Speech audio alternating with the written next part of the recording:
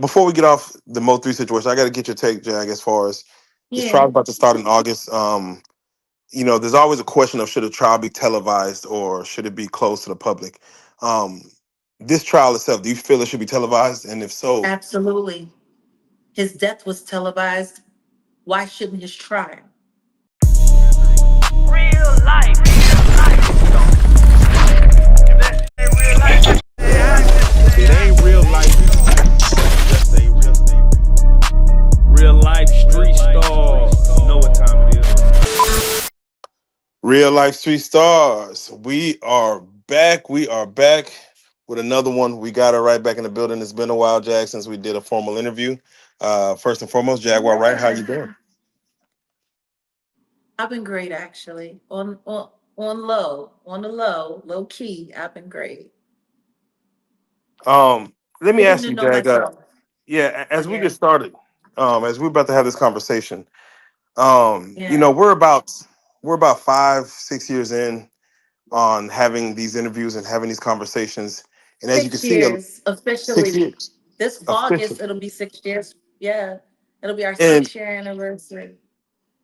and I'm not gonna lie, we were some of the pioneers from what we did, 6 years ago, as far as coming on these No, you platforms, having guys these were interviews. it. You were it. You were my first sit down on this stage of my life. It all started with you guys. So yeah, I was on social media, but I was just, on Instagram, and I had no idea how much I had permeated all over and through YouTube. I had no idea. And I really didn't have any idea after I left. Right. And It it's wasn't interesting until because, Storm Monroe that I oh, please. realized, oh, okay. Yeah, I would say I have to first get your take on the atmosphere and the stage that's been set with podcasts. You have like Joe and Jada. You have all these hip hop heads who are now starting podcasts, who are Yeah. telling these stories and getting out there. And again, we were doing this almost half a decade ago. First and foremost, what's your take on the landscape of like the podcasting world, where everyone is kind of gearing towards having these conversations online and doing their own stories and telling their own narratives and such and such. I mean, being influential is one thing. Watching it mutate the way it has is another. What do I think about every rapper having a podcast? What do I think about every wannabe rapper thinking that they're a rapper and having a podcast to prove it? What do I think about every, you know, for real, just like, yeah, like I don't want to say over the hill rappers, but yeah, like it's weird. It's weird. It's like being at the zoo and seeing all the cages open. I hear you. You don't know what animal's about to jump out the cage. So it's I guess it's a good thing I'm a jaguar. Not only can I move fast, I can defend myself pretty quickly as well. So yeah, it's a zoo. That's what I think of the podcast space right now. If someone had told me 15 years ago that Joe Budden was going to be an affluent millionaire for doing nothing more than lying to the public like he's lied to women, I would have told you were both. Absolutely. If someone had told me that Jadakiss and Fat Joe would be teaming up to be the odd couple of rap podcasting, I would have said Jada would never disrespect himself like that. So wrong.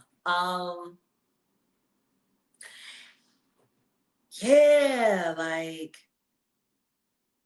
I'm It, happy it, for it Mark is. Lamont Hill though, because I mean, low key, he always wanted to be a rapper, and now he gets to be a podcaster with, you know, an over the whatever rapper. Yeah, no, it is. It is interesting, and you know, as the landscape, shapes itself, do you feel that either they saw that it was either a lucrative deal or that they feel like, hey, I want to set my own truth? Because most people and most rappers and most entertainers, they wait, back in the 90s, you would wait for their autobiography to tell their Yeah, story, no once it's more kind of podcast getting now. towards the end. Podcast now. Who has time to read Yeah. unless it's Audible? It's podcast now, and the funny thing is most of them ain't even telling the truth. So they're really not, you know, they're lying as much on their podcast as they're lying in their lyrics. Like it's just them without the cadence and the beat behind it. Which takes us into our first conversation, Jag. We've been having these conversations for so long, and And right now, when you first came in, Dallas Fort Worth had, an infamous rapper, I guess you could say, as far as controversy, starting by the name of MO3, Melvin Noble, and yeah, 6 years later, we are finally about to now see the trial that's about to happen. And as you just stated, they had a pretrial hearing where should lyrics and songs come into play to stand, for someone's, testimony, basically, or as evidence of any foul play. And this shakes up the music industry, as we've seen with, the case with Julio, a few others, as far as music coming into Dirk, play. right? Yeah, Dirk. Dirk has And some issues. And man, before we even get into the trial funny. itself, Has yeah, has Jay-Z ever had to defend his rap lyrics? What no. about Diddy? They didn't use Diddy's lyrics in his trial. They kept it out with all of the guns and drugs and real victims. Exactly, exactly. So yeah, I heard what they is your having fun thoughts? with the evidence on Mo3's trial too. It's interesting. Yeah, so as it stands, the judge actually agreed to allow not all the music, but some music come into play in regards to the conversation. And first and foremost, I just want to get your take as far as artists' right to expression on music. Can it be held against someone in the court of law if it applies, I guess? Or See, should I it? have an interesting take on that. I think if it's all bull, it shouldn't be held against them, but they should have to admit that it's all bull. And I think if it's real, then they should be held accountable for their lyrics. That would be interesting, wouldn't it? Yeah, I go back to like OJ Simpson, where he had that if I would have did it, like he wrote that book. And to Mm-hmm. me, music is a form of expression, just as writing a book or poetry. And I'm like, can it be pulled in if someone was just, like you said, expressing, like you said, should they have to admit that everything they say is fake? They should have to admit that it's bull. They should have to admit that it's the truth. And if it's bull, then it shouldn't be used against them. It should just be acknowledged that it's bull. There you go. As You far know as how the many of these rappers are making things up just to get the public to jump off the porch and do some good shit and go to the prisons that a lot of these upper echelon rappers are financially benefiting from. It's quite the rat trap. So how responsible are the labels or distribution centers in regards to putting In out the my kind of opinion, music. they're extremely complicit and responsible and should be held liable. Matter of fact, any artist that gets trapped up behind their music and the antics wrapped around it, in my opinion, the labels should be charged as co-conspirators or accessories, even after the fact. Yeah, that kind of goes down a rabbit hole because if someone admits to, let's say, a Not crime. really. Not really. It's like a straight line. Like imagine Jimmy Iovine getting indicted. Imagine Leor Cohen getting indicted. Imagine before he passed away, Clive Davis getting indicted. Diddy who? Rest in hell, bitch. Okay, what was your problem with Clive Davis, man? I mean, what he's gone now. Like, what was the issue? What was the for those who don't know? What was the issue overall with Clive? He's the devil that's responsible for creating Diddy. He's the demon that tortured Whitney Houston, Phyllis Hyman, Janis Joplin, Betty Wright, Aretha Franklin, low key. She was just more cooperative. Luther Vandross. Like I could go on and on and on. He's got Milli Vanilli all over him, or at least Rob, because Fab, he survived. I mean, he's Clive Davis.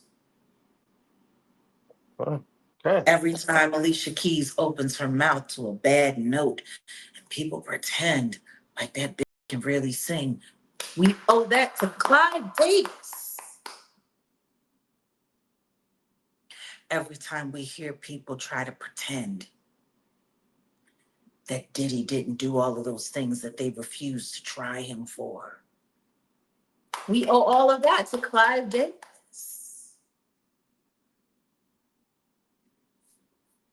The lives he destroyed, all the people he hurt, so many. It's It, they say one monster leaves, another monster takes its place. absolutely. Who you feel took even Clive Davis's space? Is it Leor? I Is it think Diddy? there's still an auditioning going on, in my opinion, honestly. I think they're trying out. It seems like it would be Leor, but I mean, Leor ain't, he's not, for whatever reason, because I'm tracking it. I'm looking at where the power is flowing. I got a feeling those Kardashians, I think people underestimate where they stand and where they sit. Yeah, you mean is it like the Jenners as well, or Well, I mean, it's the same family, same magic. yeah, that's Their facts. daddy just turned into a woman. That's all. They all come from the same womb. And ain't she grand? Yeah, no. Before we get off the Mo3 situation, I got to get your take, Jag, as far as this Yeah, trial about to start in August. There's always a question of should a trial be televised or should it be closed to the public? Um, this trial itself, do you feel it should be televised? And if so, absolutely. His death was televised. Why shouldn't his trial? We all had to Man, watch him die. you said something right there. Man, broad daylight, with an orchestrated plot that he cooperated in.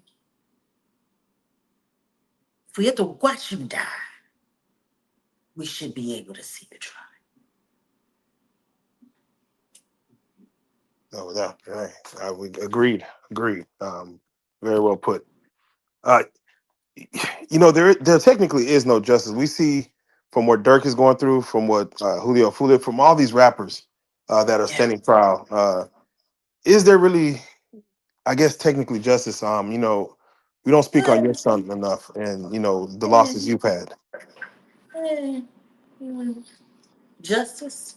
What's that? It's just us. What's justice? Back with the bars. What does that look like? The only thing I see is what's left behind. People are entertained by the news reports and they're bored with the business of justice. By the time it's time for the verdict, most people they don't even give a fuck. The only reason we were heavily invested in OJ's trial was because it was televised and people got to be there every step of the way, even when it got boring. People watched every day and they were invested. Unfortunately, if you want people to be invested in something or give a shit about something, you have to show them something. If they don't get to see it, they're no longer interested, because that's the society we live in now. Parasocial. People don't believe it unless it's online, and unfortunately, most of the shit online ain't even real.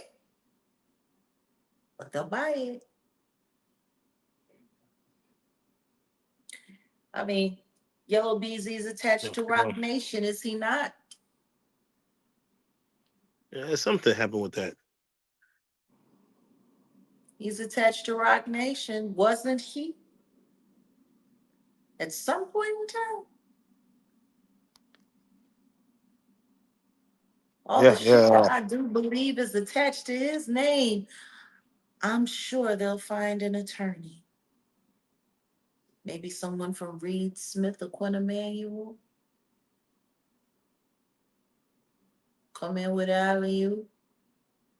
I mean, the truth is Yellow Beezy knows too much about a whole lot of shit that goes real deep, even deeper than MO3.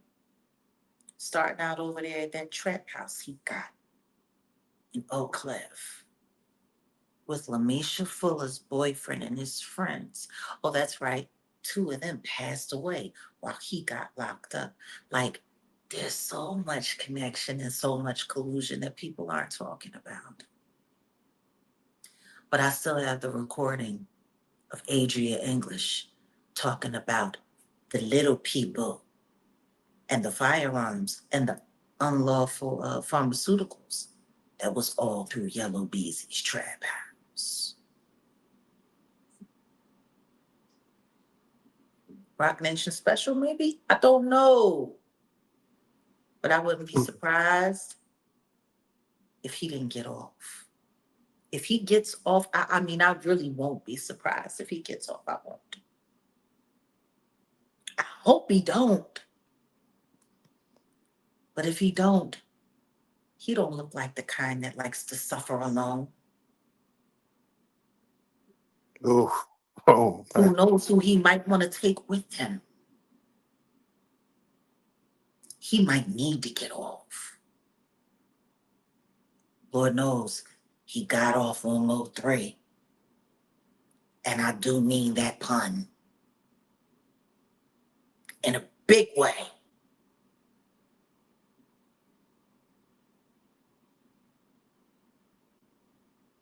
He almost thought he got away with it completely cold. He almost had a lot of people fooled. A lot of people. I didn't want to believe it. Someone lied to me and worked very hard to convince me of what I already knew in my bones to be true. God bless divorces. So the world's about to see that's going on, but the world's eyes are glued on another situation right now. I mean, some of the most. Which one? I'm going to speak about the David D4VD and Celeste. Ooh, yeah. This trial. We're not even in the trial yet. We're in the pre-trial to see if he needs to stand trial. There's a Well, the lot of. preliminary already passed, and he is going to trial. That's official. Signed, sealed, delivered. It's yours. Go Yeah, ahead. please give us your take, Jag, on this He's David going to situation. trial. Um, Mind What do you, you want to know? they found Celeste's body in the back of or the front of a Tesla In the trunk. front, the frunk, Yeah, the frunk. the And frunk. What the? yeah, mind you, No. it's his Tesla, but they allowed him to continue to tour for months on end. And it's funny because the Well, evidence that's come forward, you would think that arrest would have happened sooner. well. See, the thing is they didn't allow him to tour. That car was parked around the corner over there on Vario.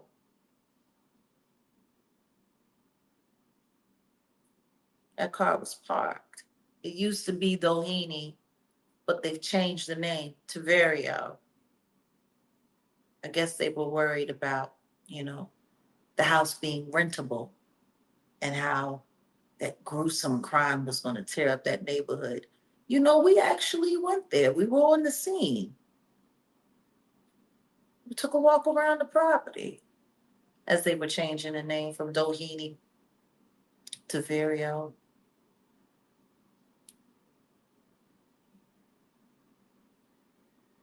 When you just even seeing that, of course, the vehicle parked, the matter in Yeah. which her body was, cut up and decomposed, the stuff that's As coming out in somebody pretrial, would say, de-articulated, DRT, disarticulated.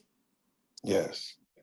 The information that came out during the trial, again, some people were so disgusted by what they were seeing and revealing, they had to I leave ain't the seen courtroom. nothing yet. 42 terabytes of data of him with that little girl, access from his phone on a cloud. 42 terabytes of him doing all kinds of things with that little girl. Like she wasn't even 80 pounds.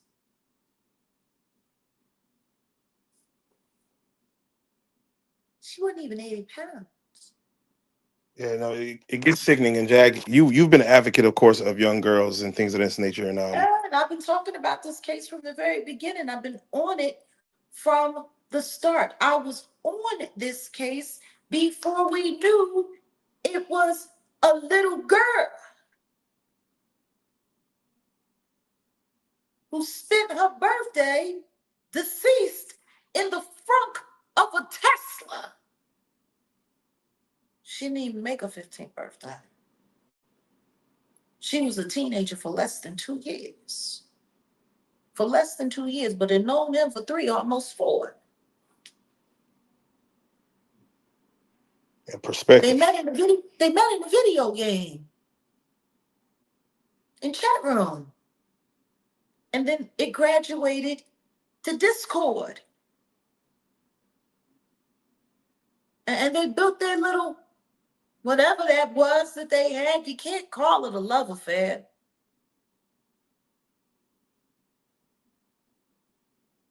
At 13 years old, she was already knocked up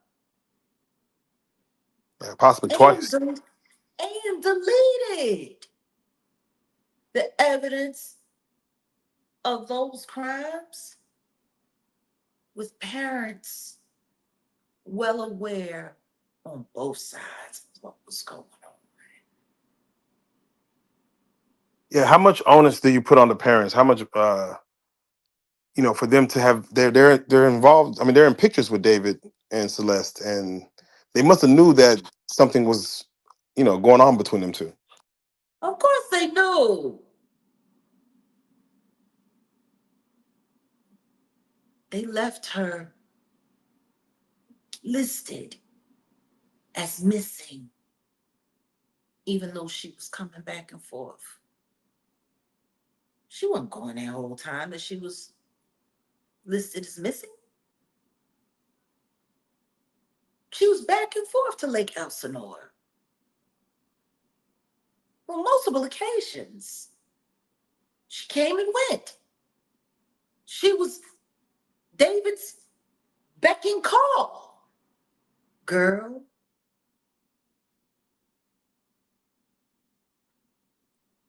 They knew. They gave permission. She was allowed to leave the country with him. Yeah, that was wild. To Texas with him, where his family lives. There are pictures of her backstage with David and his family and his younger siblings who she was barely older than.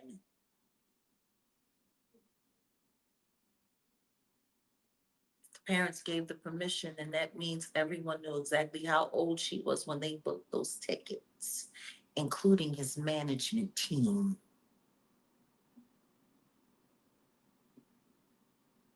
She was a minor. They would have had to given all kinds of consent and given all kinds of information. What hotel they would be staying in, their purposes for being there. She wasn't actually working on any of the productions that he was working on. She was coming along as a guest. So everywhere he went for his work visa would have had to have been cleared for her as well. These are all details that labels know, that management companies know, that the security knows, that the personal management companies know, that the production companies know. All of these things are filed, listed.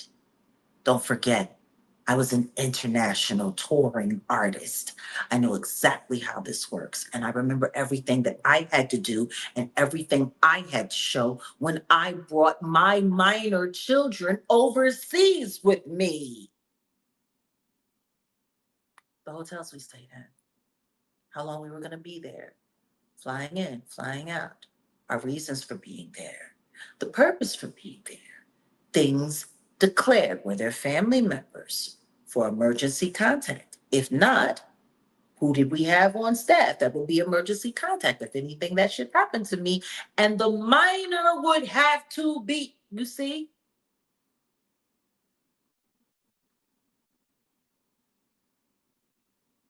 Every fucking body knew. And there were other girls that were around her age.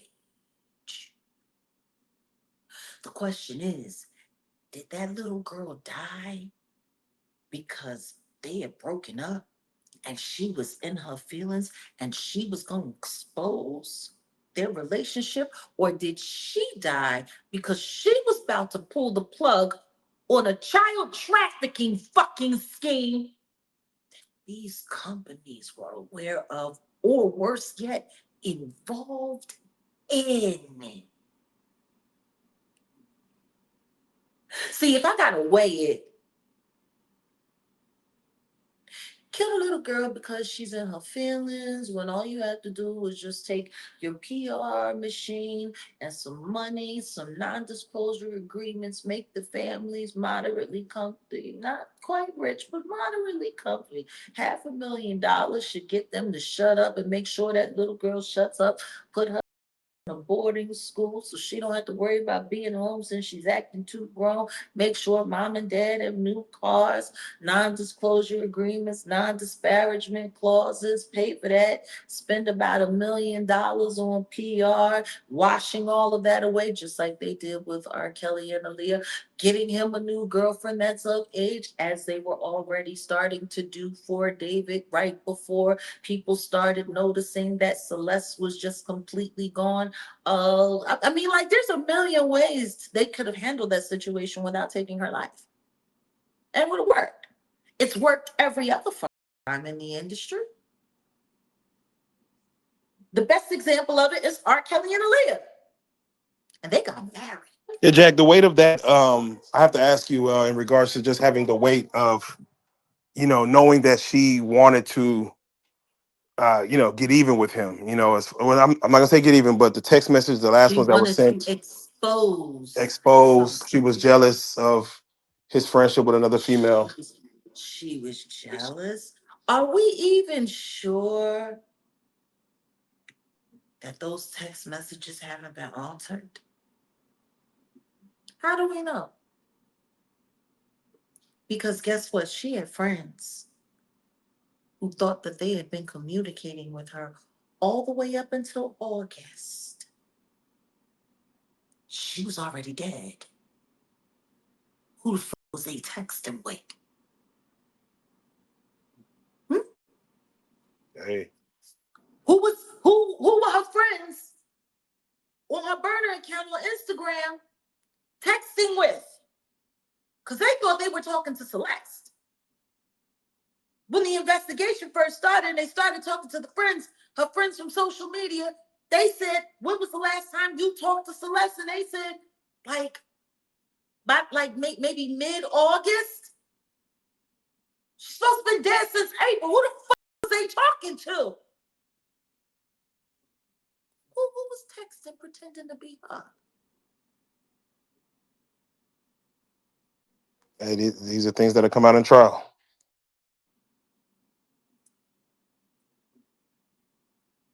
They parked the car around the corner from Doheny Place. Now Vario Lane.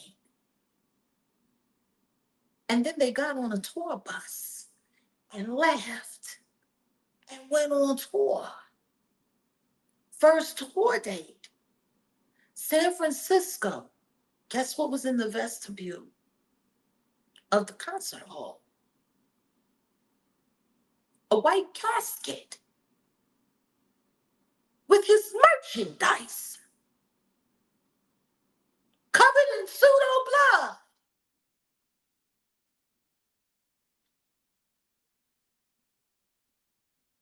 He was throwing a wake for his alter ego that he killed while her corpse was getting hot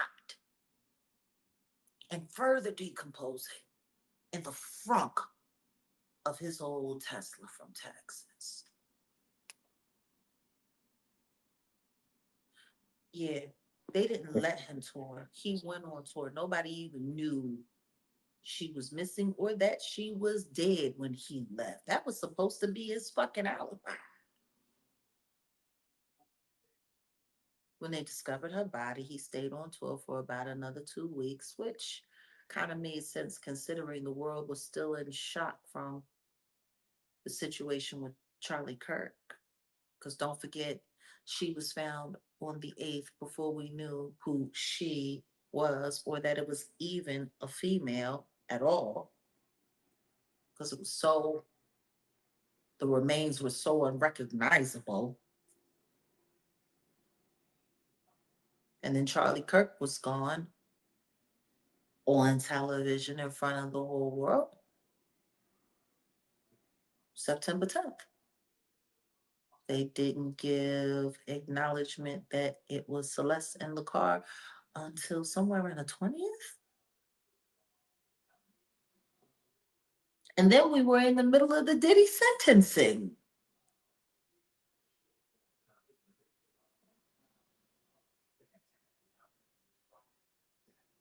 And they were going back and forth about how much time he was going to get and sentencing recommendations. And people were, already doing alibis for David. Oh, there's no way David had anything to do with it. He was on tour. They have videos here, short videos. If anyone tries to accuse D4VD of what happened with his car, he was on tour and he's a really great guy and he's this. They were already running interference for him before anybody found out how depraved the whole situation was. I clipped it because I wanted to save it. I think I'm going to post it back up again. That short, trying to exonerate him before people even found out that he was in a sexual relationship with that little girl that weighed less than 80 pounds. It's it's it's it's beyond disturbing. And all the parents was in on it. And it's pretty obvious that the companies were in on it and knew all about it. So what did she die for? I think it's bigger than what they want it to be, because if it is bigger than what they want it to be, then that means there will be other people who will be implicated. Do you feel even in David's situation, should the music come into play again? He has Absolutely. He had her name in songs. He's got a whole song called Romantic Homicide. He's got lyrics talking about, I killed you in my head and I didn't feel a thing. And I put you in my trunk and shit. You think that's just a metaphor? He did an interview on a podcast talking about Tommy, his alter ego, who planned and committed all of these wild murders in one consciousness. And then when he would wake up, he would be in his consciousness, and he was a detective, and he was investigating all of his murders. Like, this boy is sick. And I do not think he's mentally ill and not mentally competent enough to stand. I think he's competent. When I say he's ill, I mean he's just a sick bastard. Yeah, I was wondering, should he plead insanity in this regard? Because There's too much corroborating evidence. Excuse me, I'm allergic to bull. There's too much corroborating evidence to prove he knew exactly what was going on. And there's too much that happened to her that lines up with the kind of shit that he's into. His bloodlust, just the necromancy. Yeah, like, how the hell is his music still playing? How the hell is his shit still being supported? How the hell do they play around and release that says I Did It by D4VD and then take it down within 24 hours? You remember when they did that with R. Kelly, right? Yep. I was on the couch. I was there in the studio. And y'all asked me what I thought about who was in the studio. I think it was Jeff, because Jeff brought it up. And he was like, what do you think? R. Kelly just released new music today. Called I Did It. And he was talking about how he likes old women and young women, and peeing on people is okay. And I was sitting right there on the couch. And I sat there and said, oh, love and urine and pedophilia. That's love. We talked about all of that. And y'all said the same thing. It was called I Did It. And they took it down in 24 hours, just like they did with David 4 years ago. Isn't that something? Ain't that something? How tacky is that? And anybody can go back on this channel and they can look at the video and they can verify it. How up of a goddamn industry and world are we in that we're actually hearing a repeat on some sick ass nigga in the music industry, and I'm able to call it?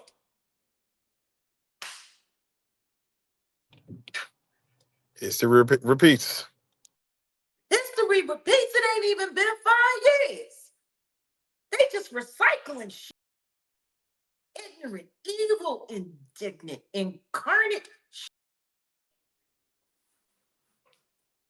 His music is still online. His content is still online. People, he's still getting 20 fucking million streams a month. How is it available? How? They muted R. Kelly. Why can't we mute David? He should be muted.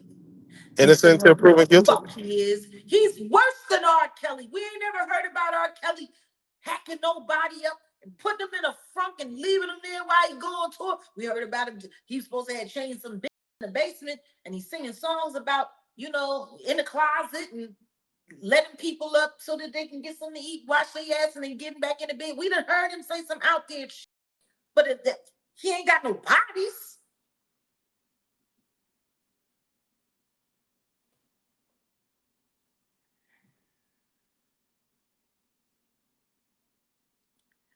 Yeah, we about to see. We about to see how it goes.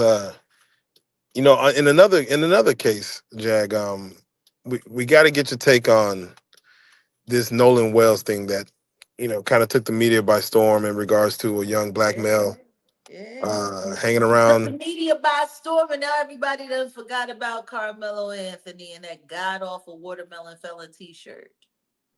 Just like that. Interesting.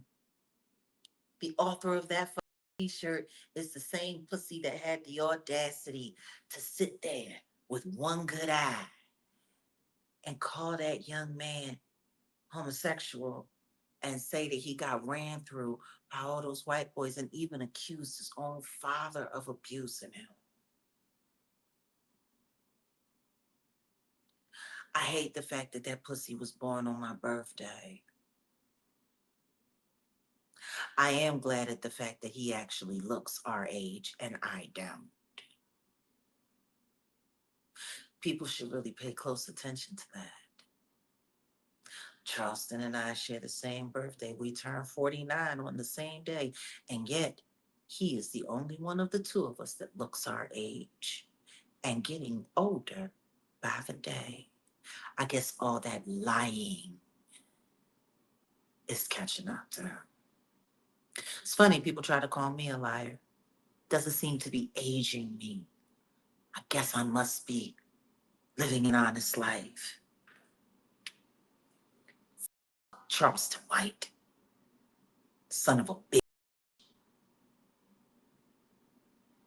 He always playing with somebody's kid. Playing with Gilly's son. Playing with T.I. and Boosie kids. He always playing with somebody's kids. Nolan Wells is dead. And we still don't know how he died. His parents still don't know how he died. And then on top of that, you mixed up the details of his life with another young man who died in Dallas. Damn near the same way. Details terrible. Young Mr. Irvin. Over there, Ray Hubbard. Yeah. They got rid of his clothes. They got rid of his phone. They tampered with evidence. They deleted text messages. And nobody's been arrested for anything other than tampering with evidence. And he was on the swim team and drowned. Accomplished swimmer. And drowned. Interesting. Charleston's so busy trying to figure out exactly which black victim he's going to disrespect and use for clout that he confused Nolan with Irving. Irving was the swimmer. Nolan was the football player. You called Nolan the swimmer, Charleston. I hope somebody slaps that last eye you got out. You already deaf and dumb. It's time for your to be blind.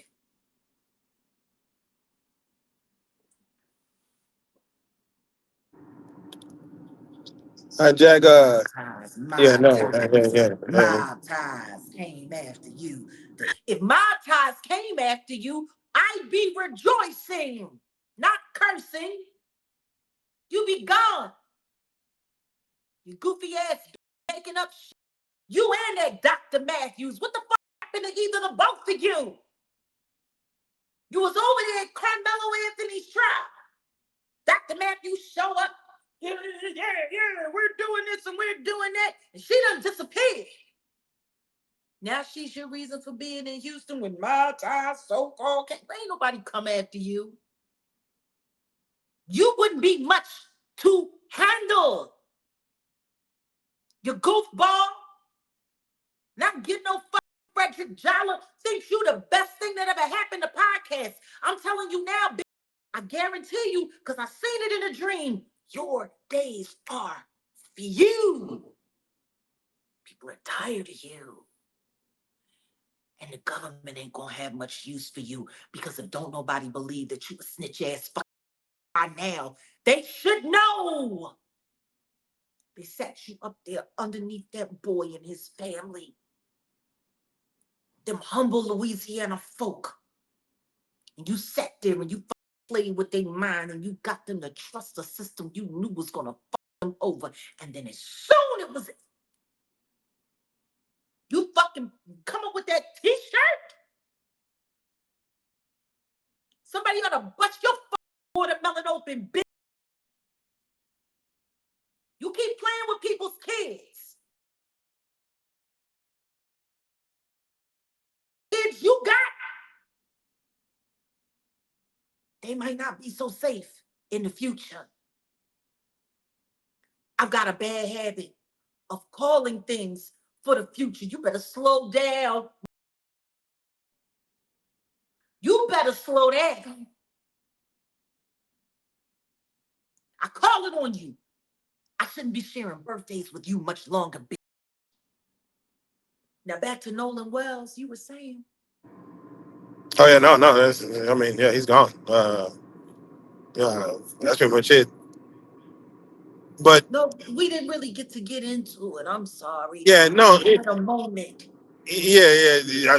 Obviously. The Nolan Wells thing. Of course, it was a missing person report, and then it turns out that, of course, a situation happened. Now there's police calls that people listen to. Where do you feel it's a full cover up? Do you feel like someone should just come out and say, "Hey, I this is feel what like they're happened"? playing with it. I feel like they're playing with it, and everybody's playing with it. But the person that I'm most disgusted with is Ben Crump. Why so? Because they're using this boy to spark votes for the Democratic Party. I do believe that in my heart of hearts. They want to win these generals come hell or come high water, and they just need the right movement. And this dead young boy and all of these political pundits and avatars around it. If Ben Crump was really worried about upholding the decency and legacy of Nolan Wells' name, that viral clip of Charleston White talking shit about that boy would have been met with a cease and desist, a demand letter, and threat of lawsuit for Terrence Gangster Williams' platform and Charleston White. If Ben Crump was about business. If Ben Crump was about business. Brandon Tatum, the Taters, would be good and shut the fuck up right now with a gag order calling that kid a drug addict and licking white, little lily white Mississippi boy ass to boot. And Brandon Tatum is still doing interviews.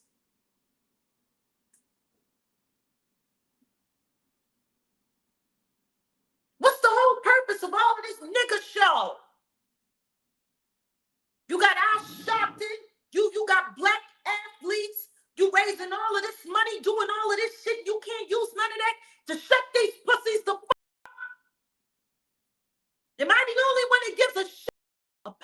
quality of that dead young man's name.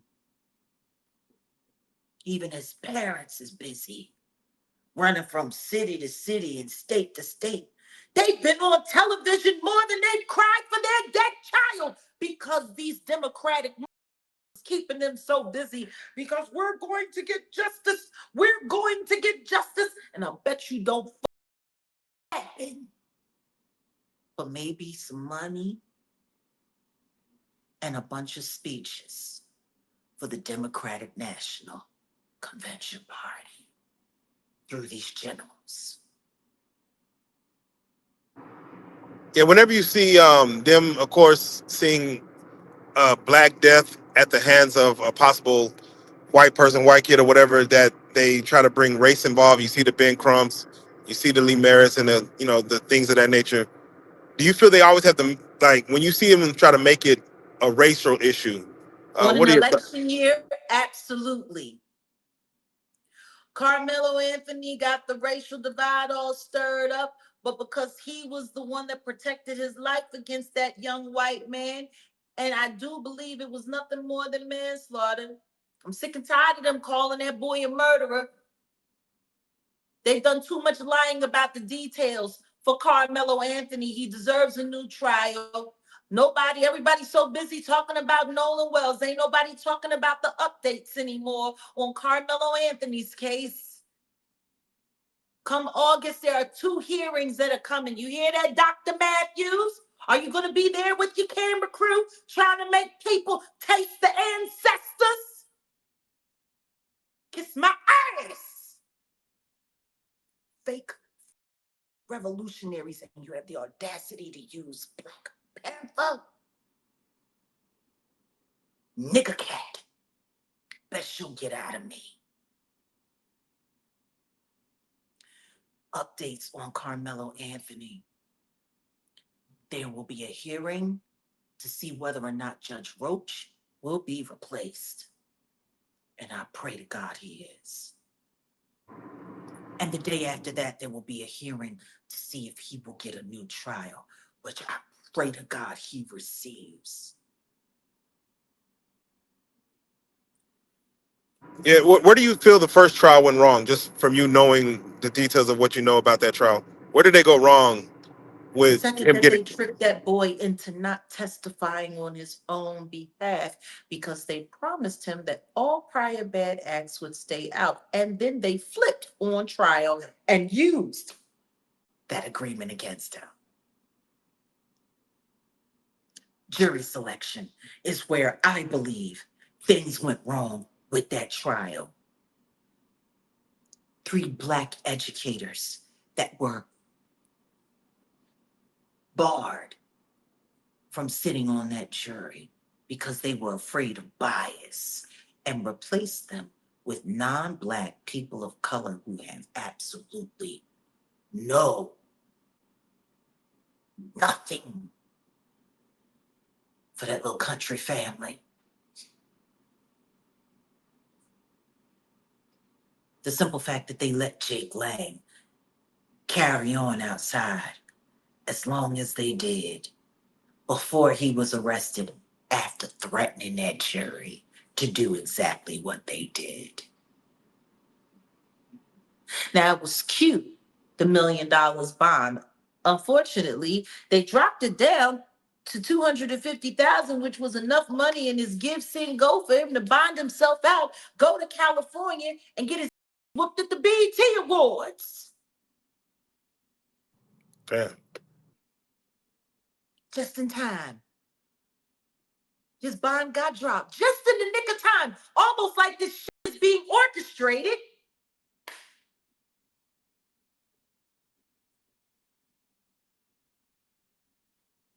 The biggest problem and fault that I blame for what happened to the Anthony family is Charleston White.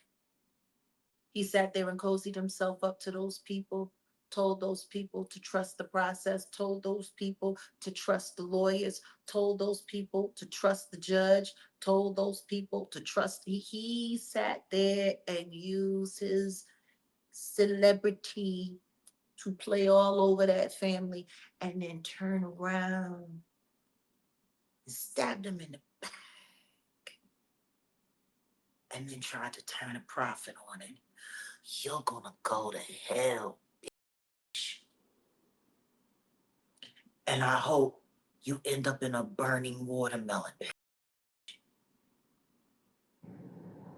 And I hope the devil shit in your mouth until all your eye come out.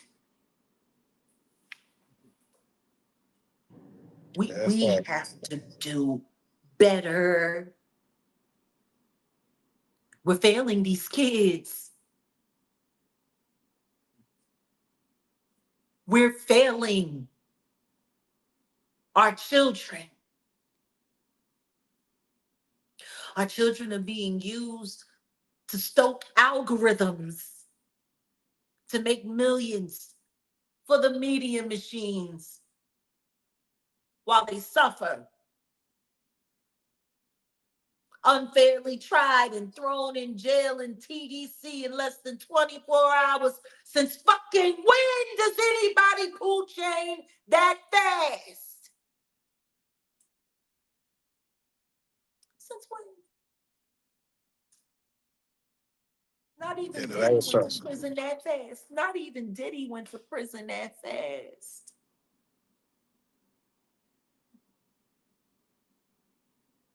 And they still lying about what happened up underneath that tent.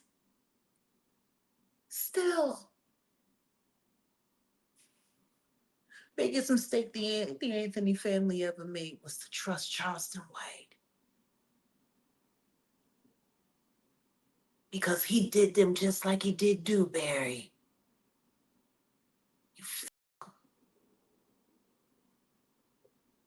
If I ever get the chance to stand over top of you, I promise you, I'm going to spit right in your face.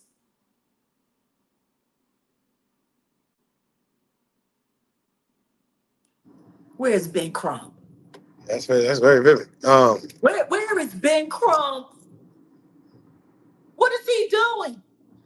He's in Cincinnati, Ohio today. Got the parents talking in front of a bunch of fucking frats at some Omega sci-fi fucking conclave. Why ain't you shutting these weirdos up that's talking about this child?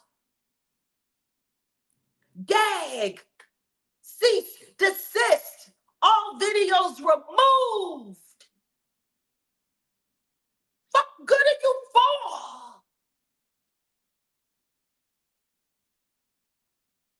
Run everybody around and keep them in a fucking press conference until somebody wins an election. Ain't a dick. That's why Tamir Rice's mom fucking fired you, Crump. You worried about the wrong shit. Who's protecting this child's name? Brandon Tatum? Running around, acting a fool. Mr. I went to Israel and only got spit in the face once by a little Israeli brat. And they're good people for $7,000 a video. Fuck me. And we supposed to believe anything that's happening? Even TMC is running with the fake audio. With an extra 20 seconds attached to the original recording. Ain't that something? You want to know how long all of that audio, that funky Don Neva was sitting over there with Don Lemon hollering, screaming, and getting all emotional about? You fairy. See, guys, I'm getting better. I didn't say the FAG word.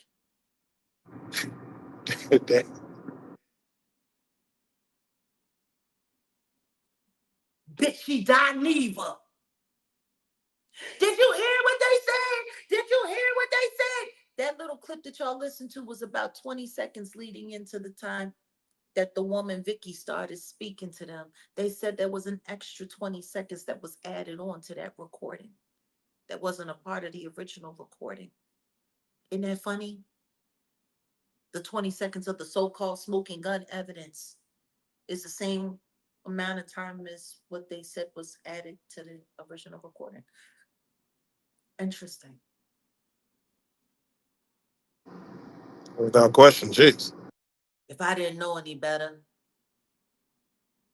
I would think that somebody cleverly overlaid all of that shit just to leak it out to the public so that the content creators in the media machine will go wild and the numbers on the algorithm will go up and everybody could make that big money like Freaky Freddy Jala.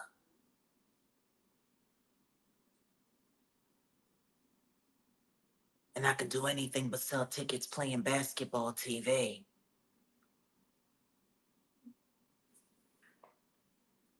Now everybody going after Tatum, Tatum going after everybody, and the circus is just circusing. Meanwhile, all the real evidence is sealed. The only thing we know came out of Washington, D.C. from the good Dr. Mitchell, who made it very clear that his autopsy, though extremely thorough, could be nothing more than incomplete because he didn't have everything that he needed. Meanwhile, everything that is needed is under seal, lock, and key, and will not, even though the autopsy in Mississippi has been complete. The details will not be released until the grand jury, which the DA gets to decide. Could be next week, it could be next year. Who knows?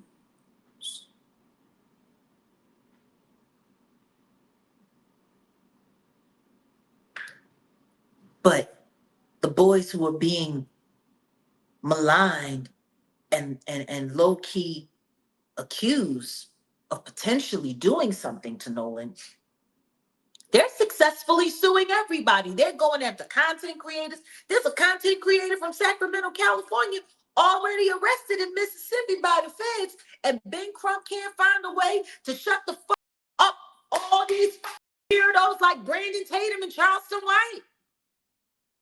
It's weird. It's almost as if y'all want that shit to keep going. Keep the engagement going. Make sure everything is raised real high. Keep the emotions real high. Make sure everybody's caught up into they racial this and they racial that, so the Democrats can come out swinging and get rid of the big bad GOP because they're the racists. And look, we can prove it. Look at what they did to Nolan. Look at what they did to Irving. Look at what they did to that little boy in Kentucky. Vote for our demonic asses. Y'all ain't no fucking better than the goddamn Republicans. You're just better at fucking over black people. That's all. Because y'all pretend like you care. You mean? That's why I left the North and moved to the South. At least in the South, they're honest about their racism. Hate me to my face. Don't smile at me and pretend to be my friend and act like you give a damn. And then go off and do whatever the fuck you want to do and make your money. I'm supposed to believe that Al Sharpton gives a shit about what happens to that boy when just last summer he was busy over there worrying about doing the bidding of Rock Nation. Rock Nation, whose CEO is Desiree Perez. Desiree Perez, the same Desiree Perez who's the mother of DeMaure Hadley. DeMaure Hadley, who's married to Javon Hadley, who is an African-American man that the CEO of Rock Nation tried to have convicted of rape and sex trafficking. Her own daughter, who he's married to, she was willing to destroy a young black man's life and throw him in jail for God knows how long because she couldn't get him away from her daughter and she couldn't make her daughter stop loving a black man. The irony that a bitch could do some false shit like that. CEO of a company that lords over so many great black talents. And meanwhile, Al Sharpton was trying to help that bitch get a casino bid. But he do this. He do that. I guess you doing Nolan Wells to try to get the stink of that failed casino fucking bid off of you and working for that Latino bitch who don't give no black people. I'm sorry, y'all. Am I too emotional today? No, you're right on point. To see what up. But Jack, speaking of Rock Nation, we have to speak on it. The last time you came in, we spoke on, of course, Jay-Z mentioning your name during his Roots picnic set. And then, of course, we knew that his tour was coming. And you had mentioned Dame had mentioned, Dame Dash, like, hey, he should cut off the dreads. He should cut off the fro, go back to the Caesar with the deep waves, I guess, as Beyonce says. And he sure enough does it. In fact, he starts off the concert by showing Beyonce, I guess, getting his hair and getting him right to have it all cut at the Yankee Stadium. And then the 3-day concert begins. Let's just start with your take on the whole event. Was it black excellence? Russell. How can it be black excellence? Tiana Taylor sound like a fucking a dead animal. People making memes of Rihanna calling her a dressed up roach while she's running around drunk as hell. She should have been the one singing Drunken Love. Meanwhile, you got Beyonce singing Mary J. Blige song. and then everybody want to put up memes about who sounds better. Well, of course you know who sounds better. But I do believe she was lip singing to pre-recorded live studio track to make herself sound perfect because everybody else had a bit of a struggle trying to hear. She is an accomplished lip sync artist, so she's been doing it for years. No different than everybody else in the game. What do I think of it? I think he should stop doing freestyles because I don't think anybody understands that shit. I think he should stop doing freestyles. I think he should stop staging public chaos to make it look like everybody just can't wait to get near him. I think they should all get real. Wait, do you feel that was staged as far as the people waiting outside in New York? From what I heard from people who, that I won't put out there because I don't want to have them looking crazy, knowing me, if you Illuminati adjacent, that's bad for your future. But yeah, from what I heard, that was all staged to try to create some kind of chaos. Because the truth is there were people that came from out of state that couldn't even get in, that spent $3,000 for a ticket and couldn't get in, got barred from, they did all kinds of fuck that weekend. And all of that for what? To see a variety show? Jay-Z and Friends? It was about as original as fucking the Little Miss Drama Tour. That bitch can't do a fucking show without a cameo, without 18 fucking cameos either. When artists do stuff like that, when they know no one will really be interested in just seeing them the whole time. True artists do their own show. If they have a cameo, it might be one. Literally, that was a whole variety show he pulled off. And nobody bothered to notice him struggling through those songs.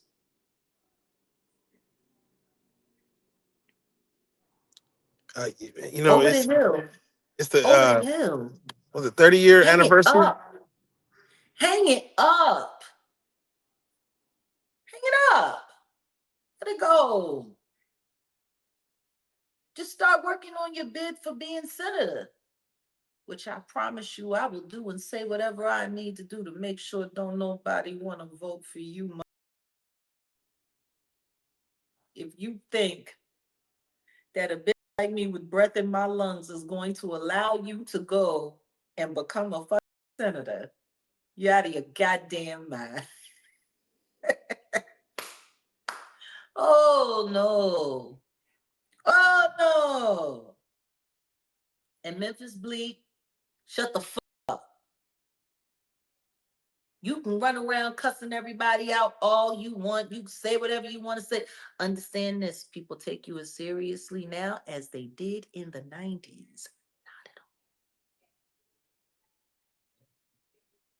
The only thing we waiting to find out is if there's any pictures or footage of you sucking a Jigga man's dick.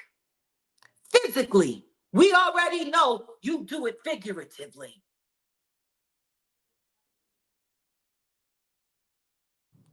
God damn. But hey, gotta work. It's a terrible economy. What the fuck did he do without pushing that ass you say around? That overpriced shit. It ain't that great. It tastes better than the Sir Davis. From what I've heard, I heard that Sir Davis tastes like cheap Hennessy.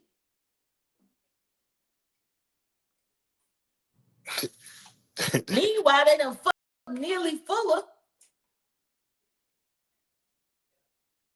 You know, they talk about everything that Trump touches dies. I think everything that Rock Nation touches dies. Has you seen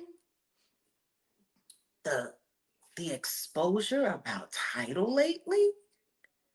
How he robbed everybody and tricked everybody into signing that paperwork that didn't mean shit because they never actually signed any paperwork to have any real ownership. So technically, the reason why Nicki Minaj is sitting there crying about not getting no money is because there was no money to get, because none of y'all stupid actually signed any real paperwork. All of y'all signed. What do they call them? What is it? A declaration that you're going to go into business, not that you're actually in business. I guess that's why they offered you the $1 million, Nikki. Because technically, they didn't have to give you anything. Y'all were never actually in business. Oops. And as if that ain't bad enough, she got Trump running around calling her a bobblehead dumbass who sits in political functions. And when she hears, get down, she starts twerking like a whore. He did say that. He did say that.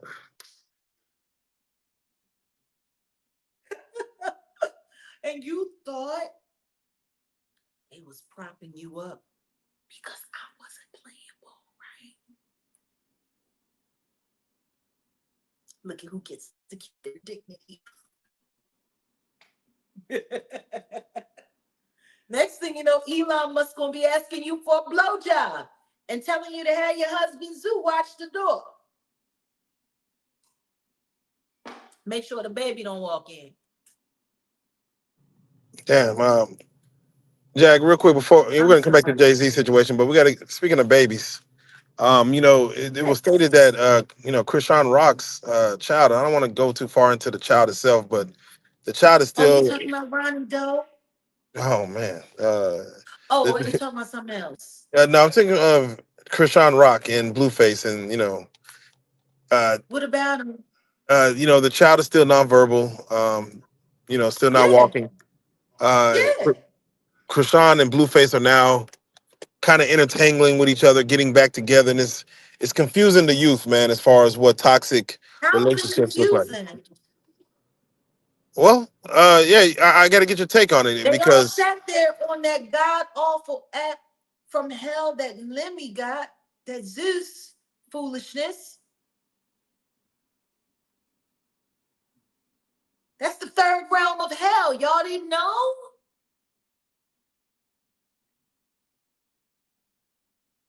They saw her while she was pregnant, stomach sitting out, drinking liquor straight from the bottle and smoking weed. What did y'all think was going to happen to that child? And God help me, but I literally heard a content creator say the other day, if she was going to do all of that while she was pregnant, she should have waited until she was at least 6 or 7 months and the baby had developed. I actually heard a content creator say that.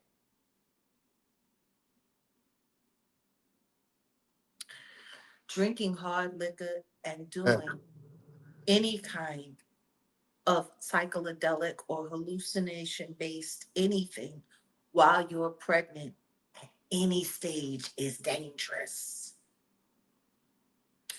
But the later you wait, the more dangerous it becomes. Can it create deformities in the early months, in the early trimester? Absolutely, but it can actually take the child's life because once the baby develops lungs and develops the brain, even though the organs are small and still growing, they actually start ingesting that directly. If she had waited, she most likely would have deleted Junior. And as terrible as that sounds, she had him, and look what that little boy suffers with. Oh man. Well, That that's what Zeus. No, for real. That's what Zeus did. That's what Zeus did. That's what they encouraged. They should have shut that girl down. They're accomplices in destroying that little boy. And I pray to God that if she does go to prison for conspiracy to remove Ronnie Doe from this planet, I pray to God that whoever takes that child over sues Zeus Network for millions for what they allowed on film to happen to that baby and profited from heavily. And shame on all you subscribers. Because the truth is, the second y'all seen that shit going down, you all should have got the fuck on the phone. You should have discontinued your Zeus accounts and y'all should have called Child Protective Services until she was arrested before that child was born.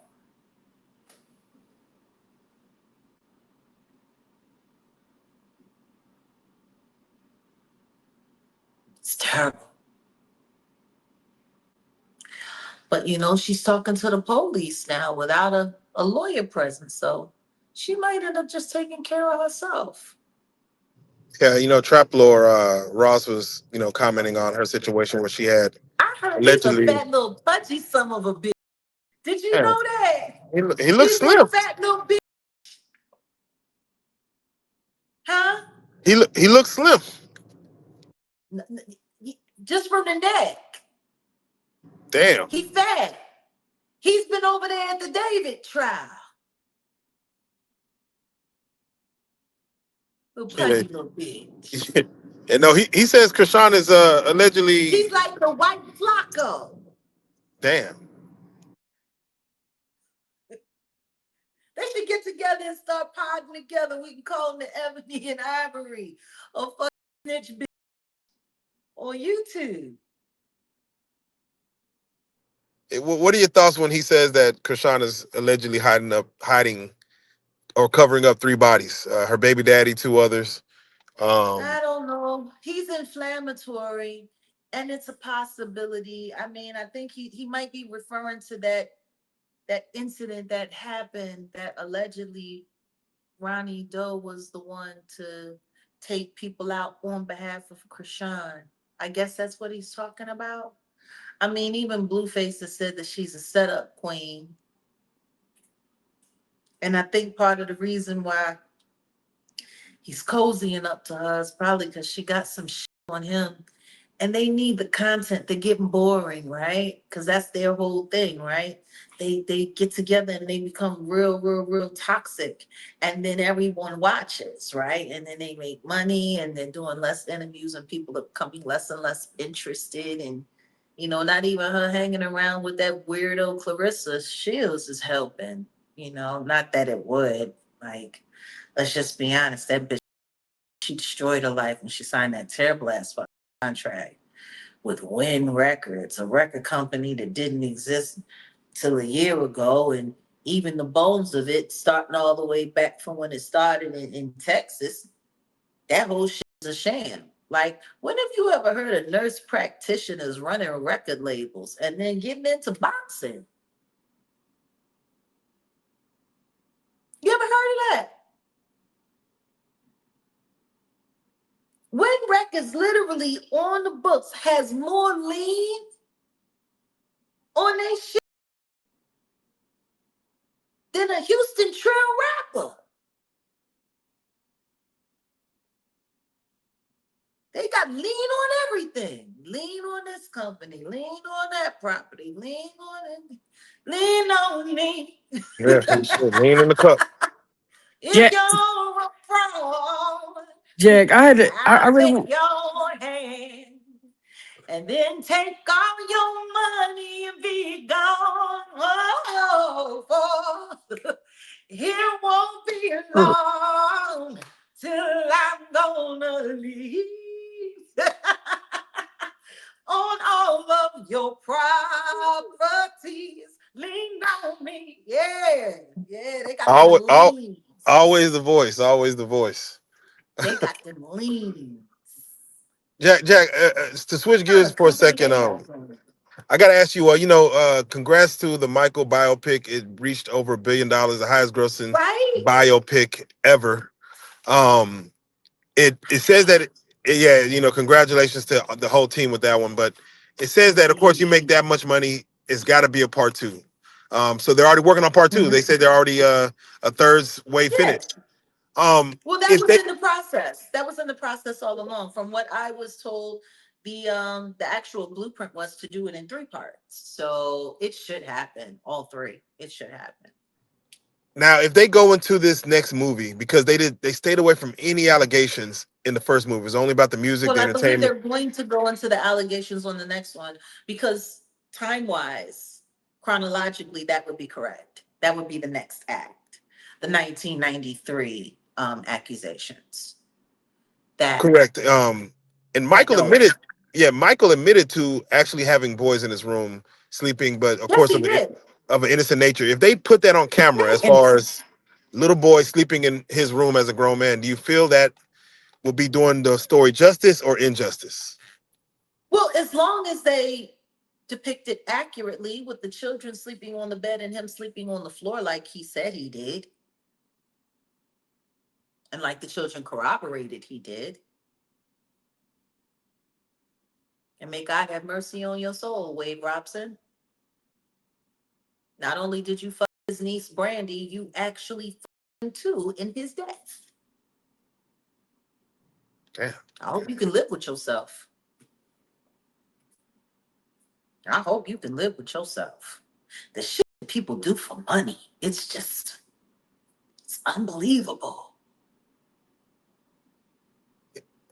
And something like a Michael biopic, of course, beloved around the world. Is Prince do a biopic?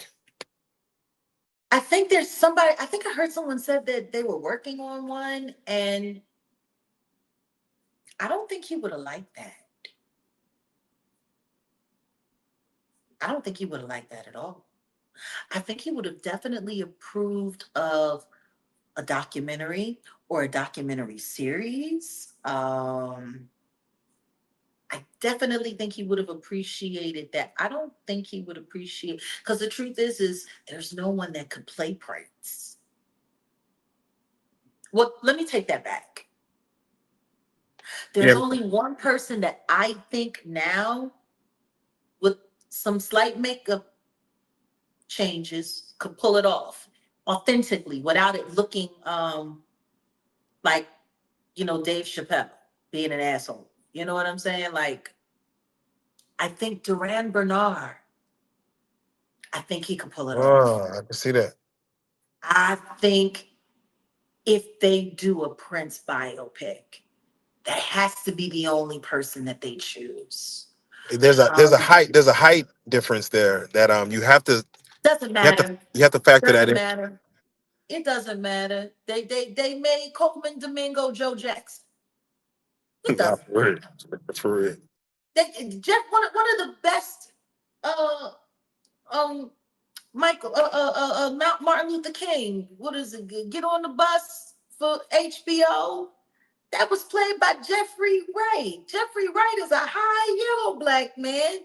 Martin Luther King was brown, dark brown, like your complexion. So Okay. yeah, like I think that's what I said. Like makeup, they would have to, you know, um, they would have to do something and do some camera tricks. Maybe his heels couldn't be as high. Uh, but the spirit, the energy. I watched a short of Durant Bernard the other day, and he was voguing and dancing and falling down to the floor and throwing up his leg and then popping up and just I'm a pony. It was amazing. That's the kind of energy that it takes to play a character like Prince. And his weight. I think he would be able to get his sauciness, sassiness. And I think he would be able to get into his depth. If I were going to be a filmmaker and make a Prince biopic, I would be casting Duran Bernard. That's a good cast. That's a good casting choice. And if not him, Robbie Raw. Robbie Raw would have to be understudy. And Robbie, I'm not saying this because you're a second choice, not saying this at all, but you know how the movie game works. They're always gonna go for the name that has the biggest, whoopty-whoopty-woo at the time. And right now, let's just be honest, Duran is killing it. He's killing it, and nobody can take that from him. Nobody can take that from him. But if he were not the choice, it would have to be Robbie Raw. And if you don't know who Robbie Raw is, you need to go on Instagram and you need to check him out and tell him the Jaguar sent you. He's the reason why, in my opinion, Janelle Monáe is dope at all. She built her career pretending to be him, in my opinion. Well, let me not say pretending. Emulating his genius. Yes. Once upon a time, they used to be the best of friends. But he is probably one of the best kept secrets in Atlanta. And he also has that Prince spirit. Like he's a little bit of Prince, a little bit of Stevie Wonder, a little bit of Michael Jackson, all roll in one. And he's the right height. Oh God. If they were to pull out if they were to pull out Flex Alexander to play Prince. I'm just messing with you. Like Dave, you mean like to do a remake of Dave Chappelle playing Prince? Right. Because that would be right. That would be about right. No, definitely. Let me get your take. Wins. Yeah. Let me get your take. Chris Brown ended up pleading guilty, and he's on this tour, the R&B tour with him and Usher. The two accolades. People are looking at like a versus. And no little girls in his frunk. No little girls in his frunk. They're saying that he's facing up to 3 years, and he made as much as 3 years, or the judge could choose to give him a suspended sentence, probation, and a hefty fine. That's what I'm hearing from sources in the UK. I think that's probably how it's going to go. So give us your take. I know you've had your criticism on Usher and Chris Brown. You spoke on them in the past. I've told no lies. And I'm actually glad they went on tour together so I can be proven right again. But Usher gonna put them skates. Usher sitting there, he's sitting there ticking, looking like he's having a stroke. It's disgusting. It's late. It is so late. It is so over. Like, come on. He's ticking, and Chris Brown is doing like effortless backflips and dancing, and he's doing his set, and then doing his set with Usher, and then making Usher look good, and then killing it, and then Usher's coming out on stage, getting undressed, You know what I mean? Like, and then they made that big deal about that little light skinned girl that didn't give him the action that he wanted on stage. And I'm like, she probably was afraid she was gonna catch a never ending rash. Yeah, damn. Who wants you? Really? Sweating all over them with your medical history. Who? I saw the way she looked at you. I thought it was quite appropriate. Poor thing.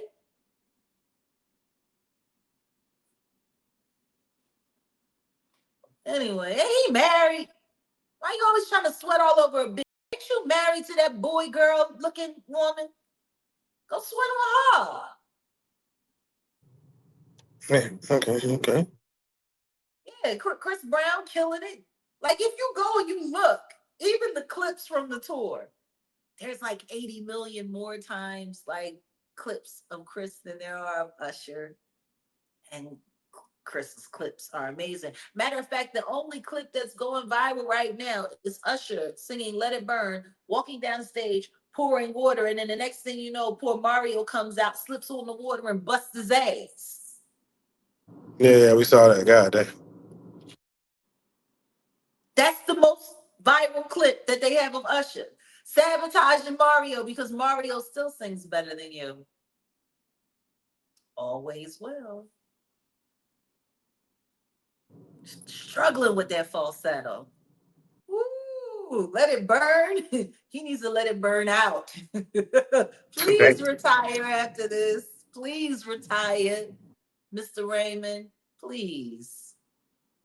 No, it's funny. And retire from that Boys and Girls Club that you got up there in Detroit. It doesn't need to become another flavor camp. It's funny because we talked about artists getting into the retirement stage and legacy of their career, and we're like, we spoke on the females, with Cardi B, Lotto, Megan Thee Stallion, WAP, how legacy those acts could become as they get older. Like, how will people show up for the female rap artists? See, That, it's funny that you say that because something really weird happened today on TMZ before we sat down together. What's her name? Oh my goodness, I just forgot her name. It's been so long since I've heard it and said it, but she used to be an actress on a late night soap opera that my mom used to watch. She used to come on Thursday nights back in the 80s and early 90s called Knots Landing. She's 85 years old. If you go and look it up, 85-year-old actress from Knots Landing started her OnlyFans account. That's crazy. oh wow, hold on, wait a minute. What? Grab your phone and look it up. 85-year-old actress, soap opera actress, Knots Landing, started her OnlyFans account. Yeah, I got to She keep that was on my algorithm. she was interviewing with Harvey about it. And Harvey said, well, I don't know how well you know the platform, but they might want to watch you do more than housekeeping and mopping the floor and cooking. They might want you, to get a little spicy. And she says, well, whatever the fans want, I'll have to see how I feel about it. I don't know. I might. Oh, not the Nana, guilt. Not the guilt. Nana, on OnlyFans. See, I blame you, Stacey Dash. You giving these old bitches out. 85. Great grandmother. Okay. OnlyFans. What? And Harvey told her she should lean in to the X-rated content because she could make good money. Harvey told her to lean in. Harvey. Damn, with a senior citizen discount. Damn. Can you imagine? It would be like a scene out of There's Something About Mary. Her and the little dog.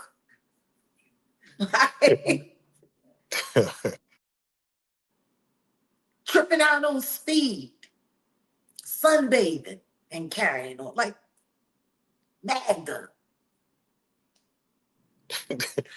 Yeah, no, that's that and that lets you Barbie know what the said world is coming to. 85 on OnlyFans. So who do you blame that? Is that like a problem with Social Security, or is that a government issue? Like Oh, who absolutely.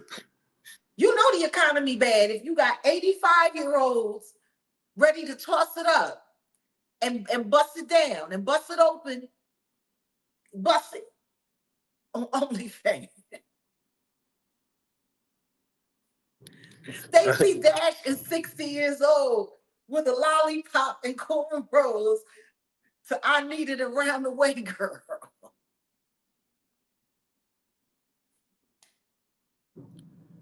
Jax, speaking of the economy, I got to get your take. Trump had made mention that he wanted, if he could, to make a $250 bill, put his face on it. Yeah. Is that a need? I know they got rid of the penny, to save some money. They said no more pennies are going to be No made. more pennies. Yeah, they said we're no longer creating any Then more what do I pennies. get to throw at strippers? Oh, shit.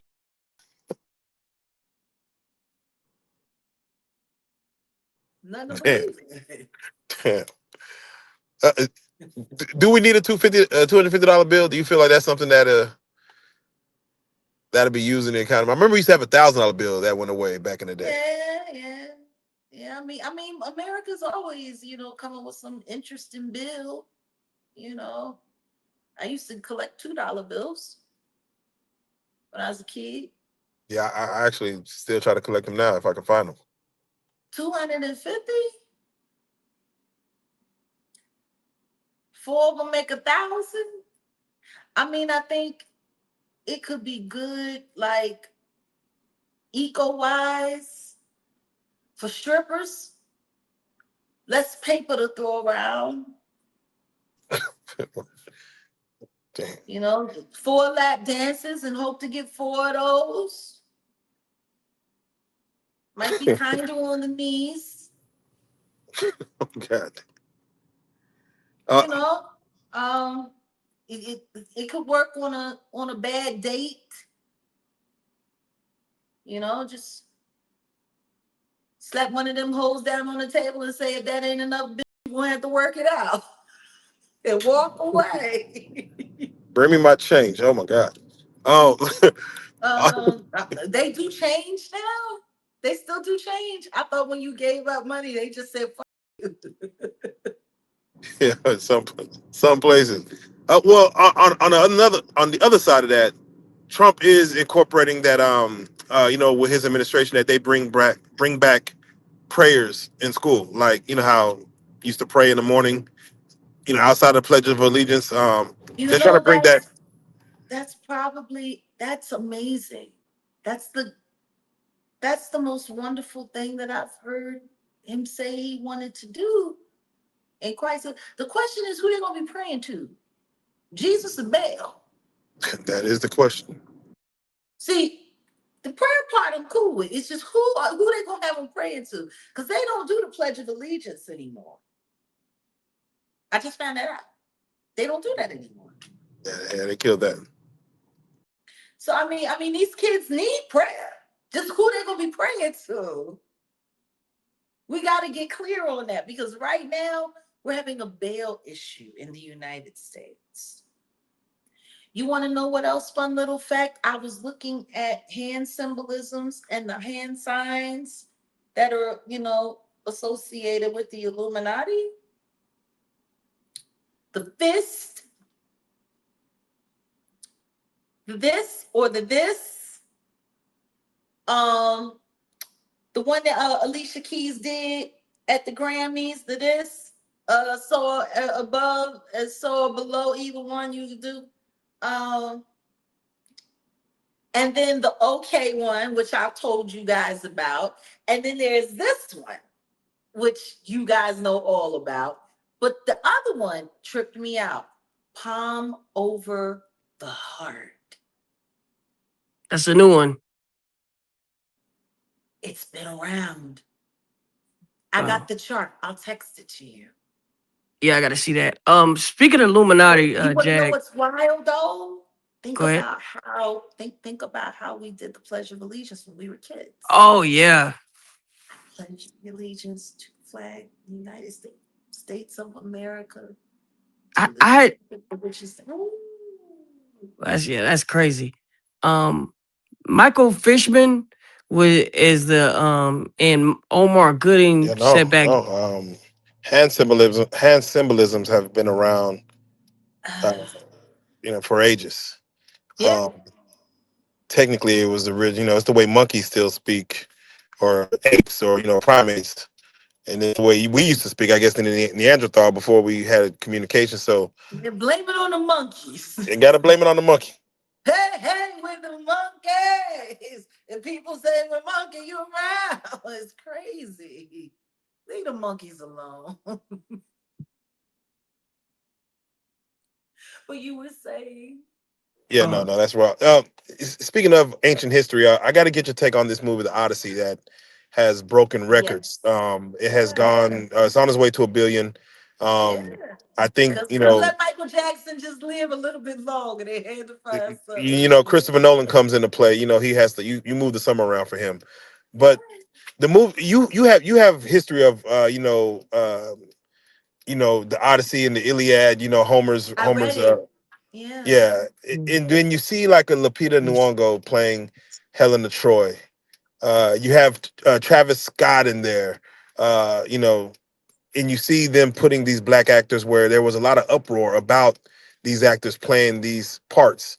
Yeah, what is your take on the uproar that happened before the movie came? Before they even seen it, they were upset about a black woman playing Helena Troy. Oh, absolutely. I could see that. They're used to having the idea of her being milky white with long blonde hair and blue eyes. And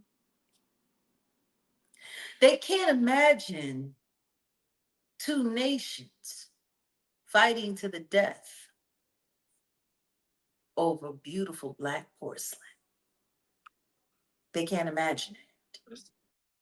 Which is all the more reason why I'm not quite sure I like the idea of Christopher Nolan doing it, because he is extremely brilliant. I've been following his work for quite some time. He is very, very calculated, very intelligent, and he knows what he's doing when he puts things into film. He knew her in that role was going to create that kind of outrage. So my question is why did you do it, Christopher? Or better yet, who asked you to do it? Oh, And what did they promise you for your budget if you did? Usually he doesn't create spectacle around his work. He likes people to be in awe of the work overall. One of my favorite films by him is Inception. Very, very thoughtful films he makes. Even what he did with the Batman series, like the dignity and the intelligence he brought to it, he made it so much more than just a hammy cartoon character brought to life. He gave it reality. He breathed reality into it. And as much as I have affinity for Lupita Nyong'o as an actress, going all the way back to 12 Years a Slave, I don't know why they chose to do it, and I don't know why she chose to accept it, because I think everybody involved in that film knew that that was going to start some shit. Well, don't nobody want to see her as that. Nobody wants that imagination, and you can't say that it's for Black pride, because we don't need it. Like, let's just be clear, no disrespect, but Greek history is deviant history. yeah, yeah. Like, even the term, do you do it Greek, and cunnilingus and all of that shit. It's all freak deviant shit. Yeah. Greek means anal. So I can understand why Travis Scott is in the film. God damn. But, you know, some like Greek history is some dark, deviant history. Oh yeah, yeah. The way the gods, And pretty much all of it is stolen from Ethiopian history and Kemetic sciences and frauded off as their own. And they just took all of the old African gods and then they put them through like this abomination thing, and that's how we got Iliad. So yeah, I mean, I watched it and it was cool. You know, my partner fell asleep, and I mean, but you know, he had already read. You know, he read it just like I read it, and as much as I love Christopher Nolan and as amazing a job as, and salute to Matt Damon, because I don't think I've said that yet. Matt Damon did a fantastic job. Like he really did. He yeah, I thought did. he was at his end when it comes to playing those action roles, and he's, I mean, And he's in such, like, he is such a committed, he's so committed. Like the shape that he got in to play that role, and the way he, I mean, he's in his 50s now. Like yeah, him and Christopher Nolan, I think, are like a year apart, if not the same age. So yeah. that's And amazing. I'm not even sure if he's ever done a Christopher Nolan. I don't think he's ever done a Christopher Nolan film before. No, no. I think this was a first. So yeah, no, I mean, from I think he might artistic have been in Interstellar, if I'm not mistaken. But Interstellar, yeah, I never watched that one. you I never never watched watched that one. I Interstellar? started. I st- Interstellar no. and Memento. Memento's cool. The other one with the black guy, Tenet, which is Denzel's son. Tenet, Yes. with the time traveling. As much as I wanted to like it, it became tedious. Yeah, gotta pull out your notepad. It became tedious, and it was great character development. It was a great script. It was like quantum physics version of Inception. Awesome. Yes, without As a question. concept. As a concept. But as a movie, tedious. You know, because a really intelligent mind is going to try to keep up with staying connected to the character and staying present to what is actually happening. Quantum physics in real time, right? So yeah, All right. it was tedious. You know, on the other side, we spoke on the Matrix before, and I look at Matrix as probably one of the top 5 films as far as just going into science Absolutely. fiction. And Absolutely. they're about to make a part 5 to the Matrix, but it's not going to be with the original brothers, as part 4 was without one. But You mean the when you sisters? yeah, I was going to say, like, how does half middle-aged men brothers both become women? Like you know that A actually hell of a way frustrates to me a get little out bit. of paying back taxes. That's what someone said. Like, this is a way there must be some benefits as becoming a woman or change your identity that you could get away with or something. I'm like, she just smiles. Hell of a way to get out of paying back taxes. Man, I tell you, uh, you know, Jag, we just had Omar Gooding and Michael Fishman from Roseanne, who played DJ, her son, on that show, and they both did an interview together. And at the very end of that, we asked them about, with children stuff going on in Hollywood.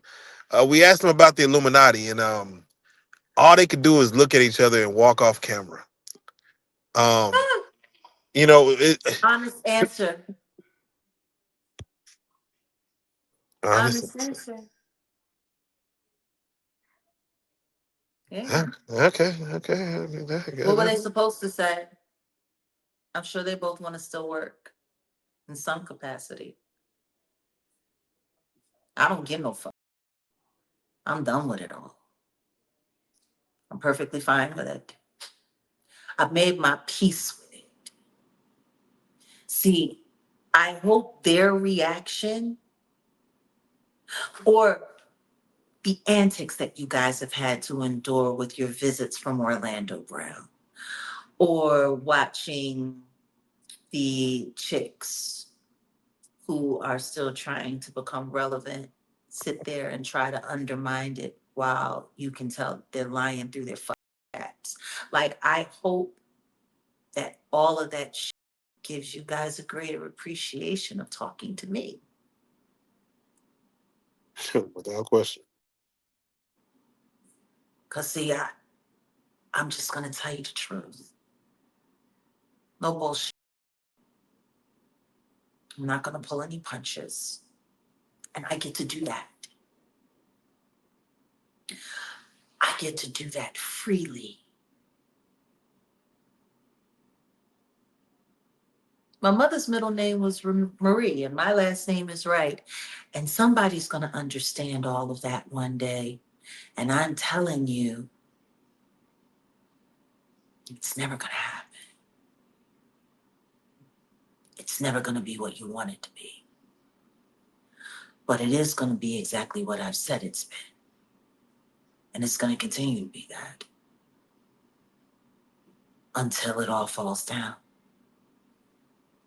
I've done about as much as I can to tip this over and to create some real one-eyed Odyssey monster ogre come and destroy eat little evil bitch.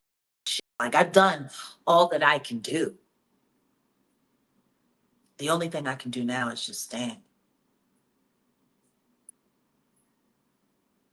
Keep standing. And I will. I was supposed to have been out of here a long time ago. I was supposed to have been dead a long time ago. I've watched people actively plan the end of my life and try to execute it. And God said no, and I'm still here. And I'm going to stay here.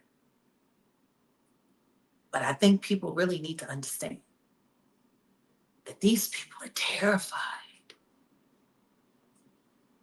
They're terrified to even speak the truth, even for a second.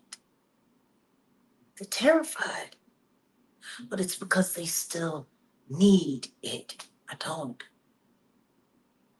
I did an interview with an old acquaintance named Jonesy. Have you ever heard of her? She got her show. She got a show on YouTube called The Pink Champs, and she does her morning show on Instagram, Jonesy in the morning, and she's been in radio for a long time. But I remember her back when she first got signed as Miss Jones, as an artist, and her and I had an interesting connection. It was really cool to sit down and do that interview with her. We sat and talked for like 2.5 hours. And earlier this week, I think it was the Tuesday morning show. And I think it's still available, but it's on her members only content for Instagram. And she asked me some really interesting questions. One of which she asked me was, I'm scared of Diddy getting out of jail. What do you guys think? I want to hear y'all answer that question. Do you think I'm afraid of Diddy getting out of jail? No, I think you welcome the storm. Do you think I should be afraid? Not from Diddy, no. I do. I think Diddy's gonna come out a broken man who's gonna try to rise back to fame. I don't think he's coming back out the arrogant Diddy that we saw go in. Well, he got into a fight, he went into the hole, and somehow he managed to get his sentence pushed up another month. Now it's January 2028. Oh wow. Yeah, they shaved off 4 months. It's interesting. Everyone said that he violated the program. They caught him with cigarettes. They caught him with cell phones. He should be thrown out of that program, and yet doesn't look like he's gonna be. He should have forfeited all his good time. Yeah, anyone normal would have got their time forfeited or got pushed back, And that's not enough to get people to believe what I've been telling them all along. I did the impossible, and the impossible happened. The untouchable man got touched, and I got to see it happen. And when he comes home,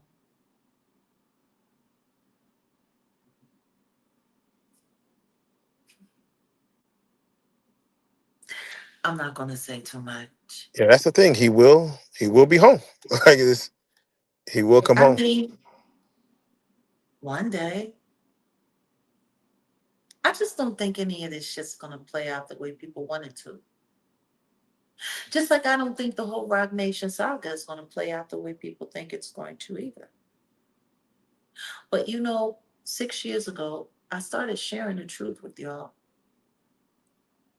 And nobody believed we'd make it this far, or that this much would actually happen as I said it would. Yeah, they say revenge is a dish best served cold, meaning that sometimes it's gonna take a little time, and that plate may get a little cold, and but you will serve it. And everything that you said that has come to light. I was speaking with someone, I guess, the other day, and they were saying, "Hey, we love the platform, we love Real Life Street Stars, that we love Jaguar Wright. She's the truth," and everything she said has come to light. And they've been watching this for so long, and it's interesting that so many people doubted a lot of the stuff you said early on. And they're like, well, how does she know? How does she know? And I'm like, well, she was in the industry. I mean, I guess if people don't know understand how long you've been in the industry, it wasn't just Jay-Z on MTV's Since Unplugged. I was a kid, I started recording when I was 13 years old. I knew real superstars, not the fugazi they sell to these kids. I was a little girl learning how to do backline steps in Harold Melvin's house.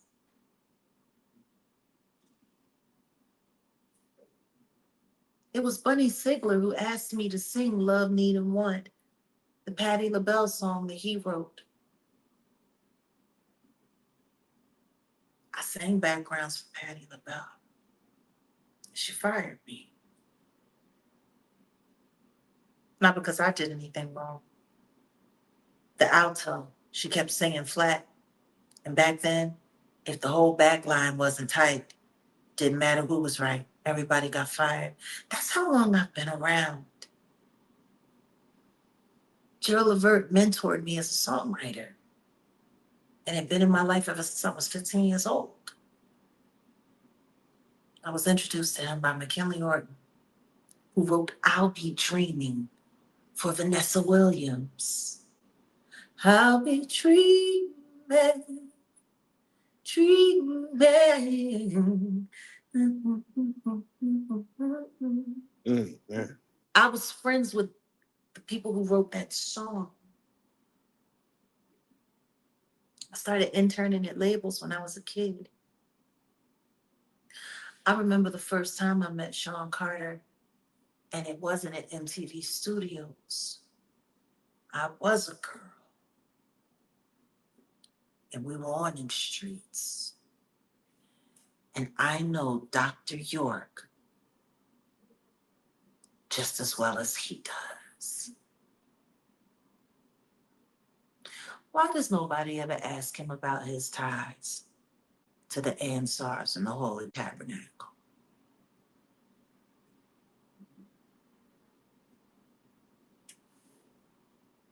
You know, Jonesy said something really interesting, and then someone had said something really interesting after the interview, and they were like, just because you know somebody doesn't mean you have to tell everybody that you know them. I know everybody, but more importantly than that, everybody knows me.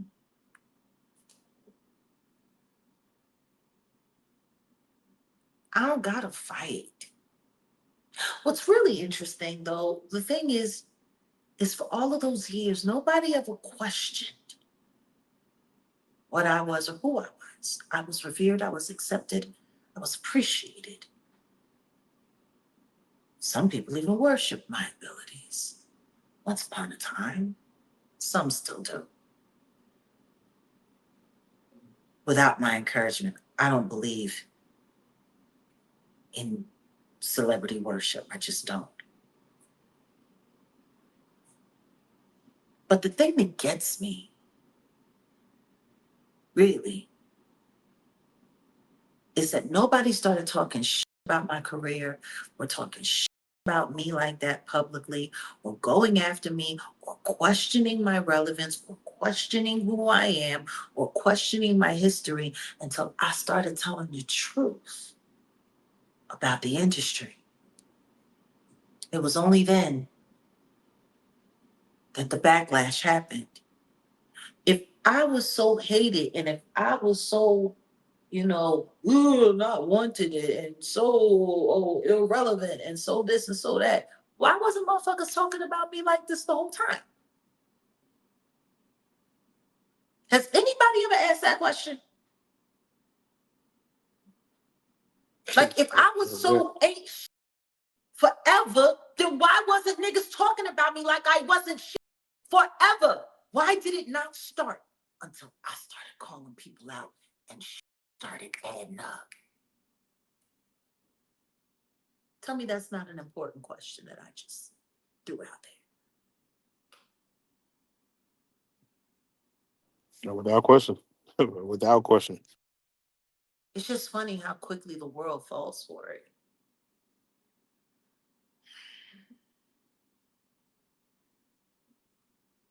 Well, Jag, I, as we have these yeah, conversations, you have new fans every day, people who are just being introduced to you, and they go back and watch your old interviews, and it's always a yeah. learning lesson when they go back and watch, what's come before, because you kind of always painted a timeline, and you kind of stick within that, and there's a lot of, again, truth that just lays in there that people will need to go back and watch and listen.